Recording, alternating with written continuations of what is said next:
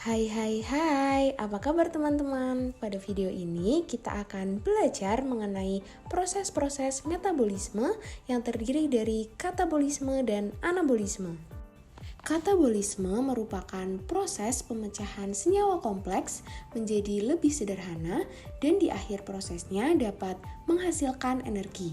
Sedangkan anabolisme sebaliknya menyusun senyawa sederhana menjadi kompleks dan dalam prosesnya membutuhkan energi. Nah, karena kompleksnya proses yang terjadi pada dua jenis metabolisme ini, di video kali ini kita akan fokuskan untuk membahas katabolisme. Simak terus videonya ya. Jadi, sekarang kita sudah tahu konsep katabolisme, yaitu proses penguraian senyawa kompleks menjadi senyawa sederhana. Proses ini menghasilkan energi sehingga disebut juga dengan reaksi eksergonik.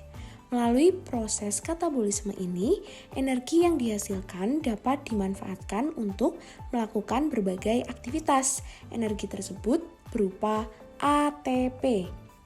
Proses katabolisme yang berlangsung dalam tubuh manusia berasal dari bahan makanan seperti karbohidrat, protein, dan lemak.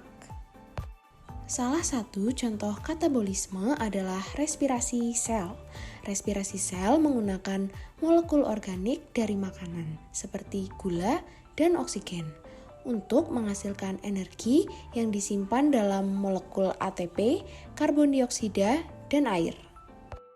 Nah, berdasarkan kebutuhan akan oksigen, katabolisme dibagi menjadi dua, yaitu respirasi aerob yang merupakan respirasi yang membutuhkan oksigen bebas dari udara untuk menghasilkan energi, dan respirasi anaerob yaitu respirasi yang tidak membutuhkan oksigen untuk menghasilkan energi.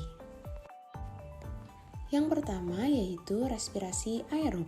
Respirasi ini membutuhkan oksigen. Respirasi sel yang sudah kita bahas sebelumnya merupakan contoh dari respirasi aerob. Organel sel yang berfungsi dalam menjalankan tugas pembentukan energi pada proses respirasi ini adalah mitokondria. Persamaan reaksi pada respirasi aerob yaitu C6H12O6 ditambah 6O2 menjadi 6CO2 ditambah 6H2O dan ditambah ATP. Proses respirasi aerob mengubah energi kimia yang terkandung dalam sari makanan atau glukosa menjadi energi kimia dalam bentuk ATP. Respirasi aerob dapat dibedakan menjadi 4 tahap, yaitu glikolisis, dekarboksilasi oksidatif, siklus Krebs, dan transport elektron. Kita akan membahas tahapan respirasi aerob ini satu persatu. Tahapan pertama yaitu glikolisis. Glikolisis merupakan rangkaian reaksi pengubahan glukosa menjadi asam pirufat dengan menghasilkan NADH dan ATP. Persamaan reaksi glikolisis yaitu glukosa tambah 2 ADP tambah 2 NAD menjadi 2 asam pirufat tambah 2 ATP tambah 2 NADH. Reaksi ini terjadi di sitosol. Proses glikolisis dibagi menjadi 9 tahap. Glikolisis diawali dengan fosforilasi glukosa atau 6 atom C membentuk glukosa 6-fosfat. Glukosa 6-fosfat mengalami isomerasi menjadi fruktosa 6-fosfat. Fruktosa 6-fosfat mengalami fosforilasi menjadi fruktosa 1,6 bifosfat. Setelah itu mengalami isomerasi atau pemecahan menjadi fosfogliseraldehid. Fosfogliseraldehid mengalami oksidasi dan berubah menjadi 1,3 bifosfogliserat. 1,3 bifosfogliserat merupakan senyawa tinggi dengan bantuan fosfogliserat kinase. 1,3 bifosfogliserat ini berubah menjadi 3 fosfogliserat. Setelah itu berisomerasi menjadi 2 fosfogliserat. Kemudian berubah menjadi fosfoenol pirufat lalu menjadi asam pirufat. Pada tahap 1-4 proses glikolisis membutuhkan ATP. Kemudian pada tahap 5 sampai 9 menghasilkan ATP. Tahapan respirasi aerob yang kedua yaitu dekarboksilasi oksidatif.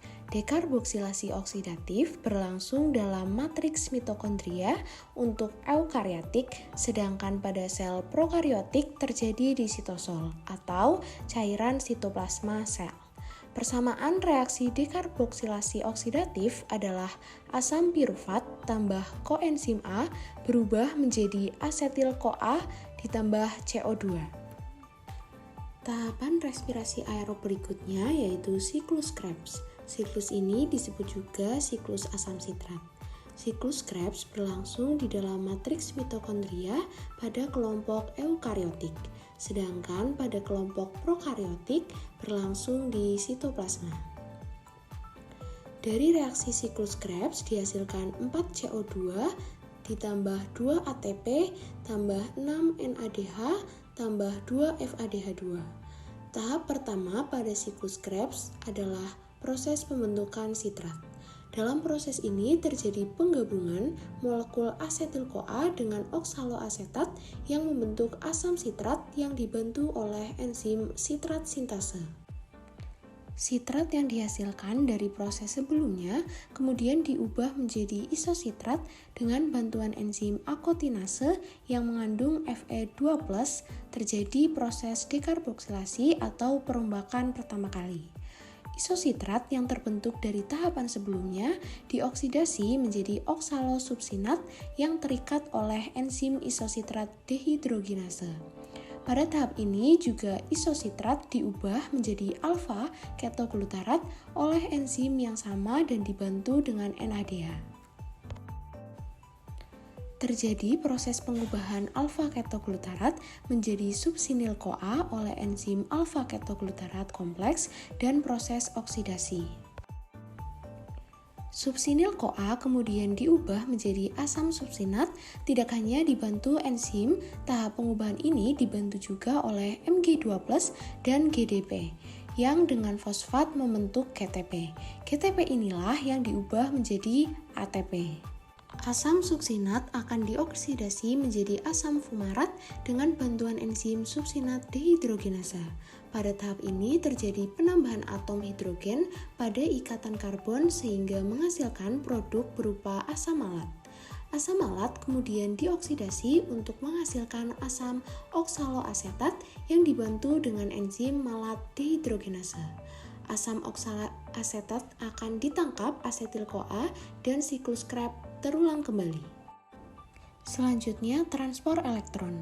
Transpor elektron merupakan serangkaian peristiwa pemindahan elektron dan ion hidrogen atau H+. Transpor elektron berfungsi mengoksidasi NADH dan FADH2 menjadi ATP. Setiap hasil reaksi dari tahapan sebelumnya akan dikonversi menjadi ATP pada transpor elektron. 1 NADH sama dengan 3 ATP dan 1 FADH2 sama dengan 2 ATP. Terdapat perbedaan antara jumlah ATP yang dihasilkan oleh organisme eukariotik dan prokariotik. Pada organisme eukariotik, oksidasi NADH dan FADH2 terjadi dalam membran mitokondria. Namun, NADH hasil glikolisis dibentuk dalam sitosol.